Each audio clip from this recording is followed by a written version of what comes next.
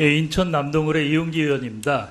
지난 17일 서울행정법원이 5인 합의제인 방송통신위원회의 2인 체제는 위법이라고 판결했습니다. 2인이 결정한 YTN 민영화, MBC, KBS 이사 선임 모두 위법이고 무효입니다.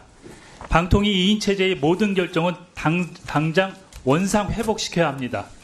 그리고 당연히 지금 3인 체제인 방송통신심의위원회 전체회의가 존재하지 않습니다.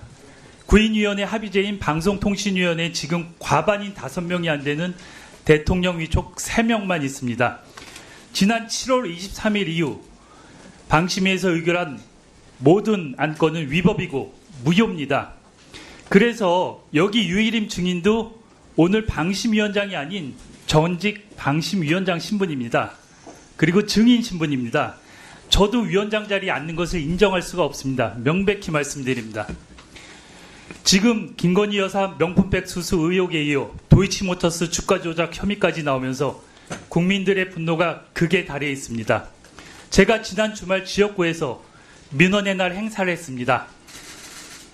그날 압도적인 민원은 윤석열, 김건희 부부 끌어내려 달라. 이게 압도적인 민원이었습니다. 명태균의 새치역 끝에 윤석열 정권의 명운이 걸려 있습니다. 뚝에 균열이 생겨 무너져 가고 있습니다. 윤석열, 김건희 정권의 몰락이 다가오고 있습니다.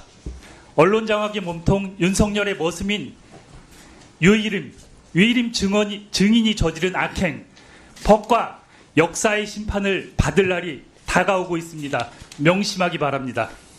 오늘 유일임 증인이 언론 장악의 행동 대장으로 어떤 일을 했는지 낱낱이 파헤치겠습니다. 유일임 증인은 위원장 선출 과정에서도 실질적인 3인 체제에서 이루어졌기 때문에 무효입니다. 그리고 지금 방심위는 전체 회의가 존재할 수 없습니다. 과반이 안 되기 때문에. 그리고 유일임 체제의 표적심의 소송 30건 중 30건 모두 집행정지가 인용됐습니다. MBC도 19건 가운데 19건 모두 집행정지가 인용이 됐습니다. 이게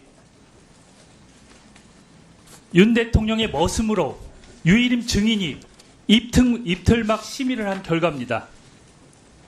본 의원은 방송장악의 몸통인 윤석열 대통령 그리고 행동대장인 유일임 증인이라고 규정을 하고 그 5가지 이유를 오늘 설명드리겠습니다. 첫째, 방심위 장악에 감사원, 검찰, 경찰, 국세청, 권익위 등 국가 권력이 총동원됐습니다. 두 번째, 정부 여당이 일제히 윤석열 대통령의 부산저축은행 수사무마 의혹 보도에 대해 가짜뉴스 프레임 시그널을 줬습니다. 세 번째, 대통령실이 언론인을 상대로 한 고발사주 공작을 했습니다. 네 번째, 유일임 청부민원을 알린 공익신고자 색출 탄압에 경찰, 권익위 등 국가기관이 앞장섰습니다. 다섯 번째, 유일임 청부민원의 최종 수혜자는 바로 윤석열 대통령입니다. 하나하나 보겠습니다. PPT 주세요. 방통위, 감사원, 검찰, 경찰, 국세청은 정현주 방심위원장과 이강복 부위원장을 표적심사에서 해촉을 건의했고 윤석열 대통령이 해촉을 했습니다. 또 정민영 방심위원장은 권익위에서 이해충돌 방지법으로 조사해서 해촉을 건의했고 대통령이 해촉을 했습니다. 그리고 유일임 위원장이 방심위원장으로 위촉이 됐습니다. 다음. 이렇게 방심위가 장악될 즈음에 정부와 대통령실, 여당이 일제히 뉴스타파 신앙님 김만배 인터뷰 보도에 대해 가짜 뉴스로 규정짓고 공격을 펼칩니다. 이동관 방통위원장은 9월 4일 가짜 뉴스는 국기문란, 9월 5일 대통령실은 시대의 대선 정치 공작, 9월 7일 김기영 국민의힘 대표는 사형에 처해야 할 국가 반역 범죄, 약속이나 한 듯이 9월 14일부터 18일까지 뉴스타파 인용보도 민원 270건이 접수되고 이 중 유일임 지인이나 가족이 신청한 청부 민원이 100건이 넘습니다. 그리고 대통령실이 직접 개입해서 이런 공작을 합니다. 김대난 대통령실 행정관이 극우 보수단체의 고발을 대통령실에서 사주한 정치 공작이라고 실토했습니다. 그리고 어제 MBC 보도도 있었지만 김건희 여사 명품백 수수 의혹에 대해서 서울의 소리 보도 22시간 전에 유일임 위원장이 통신심의국장에게 긴급 심의를 지시합니다. 그리고 김건희 여사 법률 대리인이 민원 접수를 하는데 보도 19시간 전에 접수를 합니다. 이거는 누가 봐도 대통령실이나 김건희 여사의 오더를 받아서 유일임 위원장이 긴급 심의를 했다고밖에 볼 수 없습니다.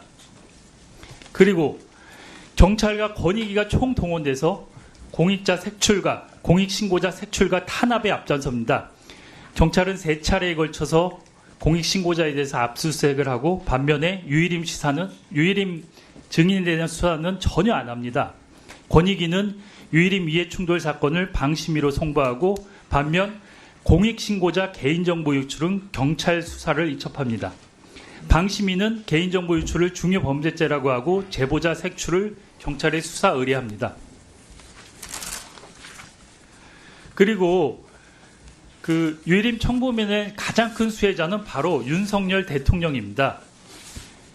이 사건이 시작된 것은 부산저축은행 건입니다. 윤석열 대통령이 검사 시절에 부산저축은행 건에 대해서 조영 봐주기를 무마하기 위해서 이런 청부 민원을 했다고 볼 수밖에 없습니다. 유일임 위원장, 유일임 증인 다 인정하죠? 이렇게 하신 거. 위원님, 제가 국회의원을 우리가 국민의 머슴이란 말은 들어봤어도 윤석열 대통령이 머슴이라는 표현을 쓰신 것에 대해서는 거기에 대해서는 지나친 표현이십니다. 또 하나